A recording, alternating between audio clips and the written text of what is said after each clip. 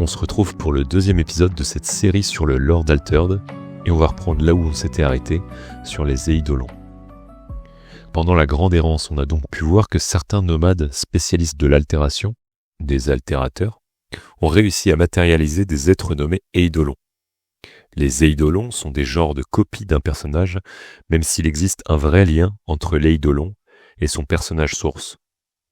Ces Eidolons étant tirés de la mémoire ou de l'imagination de son créateur, peuvent avoir une apparence différente et être matérialisés à plusieurs endroits simultanément. Encore une fois, ce ne sont que des genres de versions d'un personnage.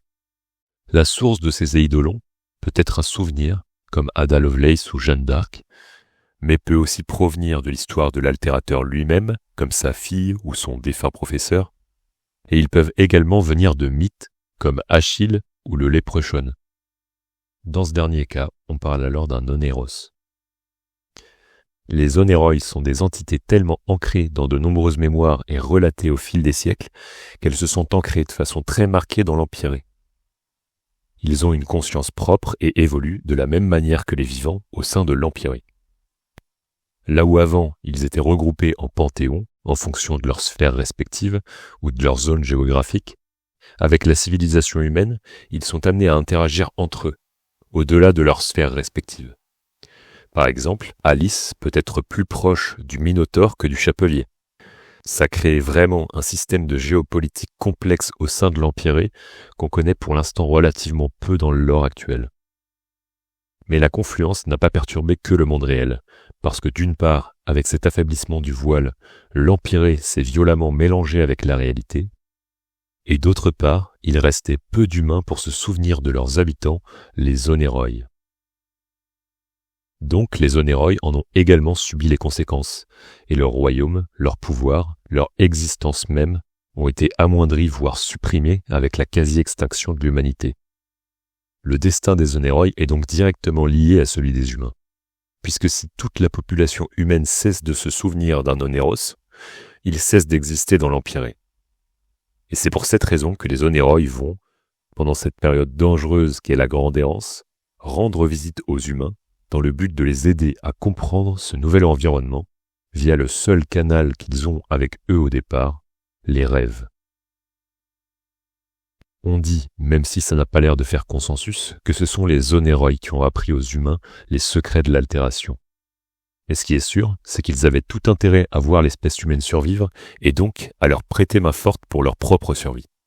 Ils ont donc visité les rêves de certains nomades au sein des 8 grandes tribus pour leur indiquer le chemin vers une oasis suffisamment large où ils pourraient, ensemble, maintenir le tumulte à une distance raisonnable pour vivre de façon sédentaire. C'est comme ça que commence la prochaine étape de notre histoire qu'on peut à présent dater à -49 AC, même si on reviendra plus tard sur la datation, et qu'on appelle les grandes migrations. C'est donc suite à cet appel mystique que les 8 grandes tribus vont se mettre en route pour ce qui sera un plus ou moins long voyage selon la localisation de chaque tribu. On suppose fortement, grâce au travail de recherche de la communauté Altered, que cette terre promise se situe aux alentours d'Istanbul. Certains partent d'Afrique, d'autres d'Europe ou d'Asie, et quelques-uns ont même traversé les océans pour retrouver cette terre promise ainsi qu'un oiseau de feu dont leur ont parlé les onéros, symbole de renaissance et de nouveau départ. Les premières caravanes nomades arrivent vers -30 AC dans cette oasis. Les autres ne tardent pas à arriver, et toutes les tribus découvrent avec bonheur qu'elles ne sont pas les seules à avoir reçu cet appel. En fait, j'ai légèrement menti.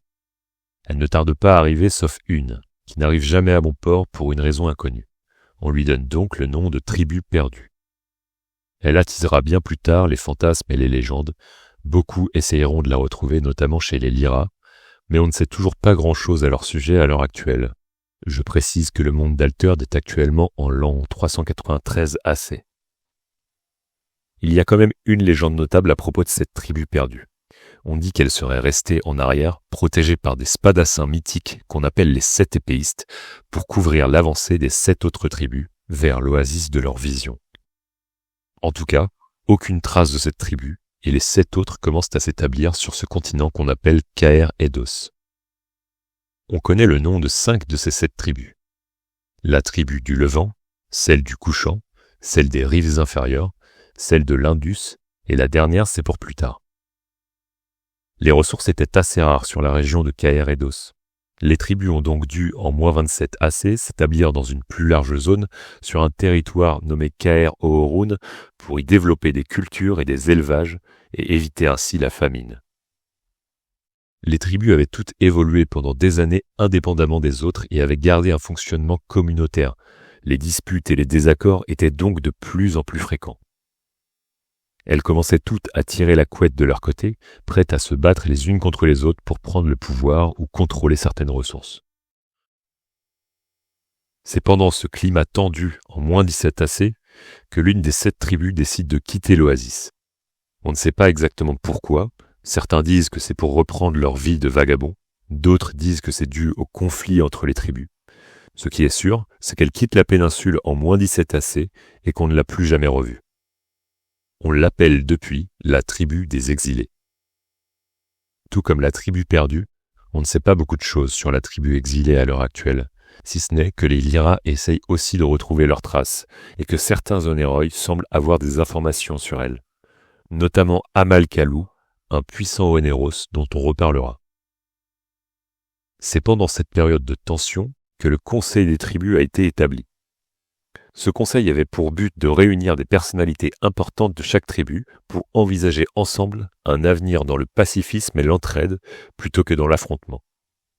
À la tête de cette coalition, on avait placé Eshkari, un champion qui défendait ceux qui étaient dans le besoin, quelle que soit leur origine ou leurs idéaux. Parmi les membres notables de cette coalition, en plus de Eshkari, il y avait notamment Kaelash, Tamrat, Aksoy et Irène. Mais réunir tous ces partisans et les convaincre de se ranger derrière Eshkari, ça n'avait pas été une mince affaire comme vous pouvez vous en douter avec toutes ces dissensions.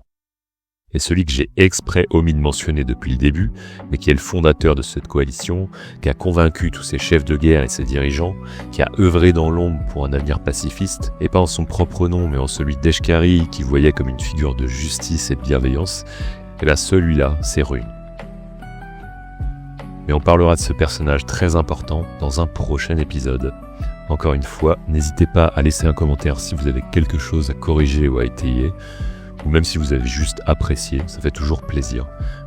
Nous on se dit à la prochaine pour un nouvel épisode.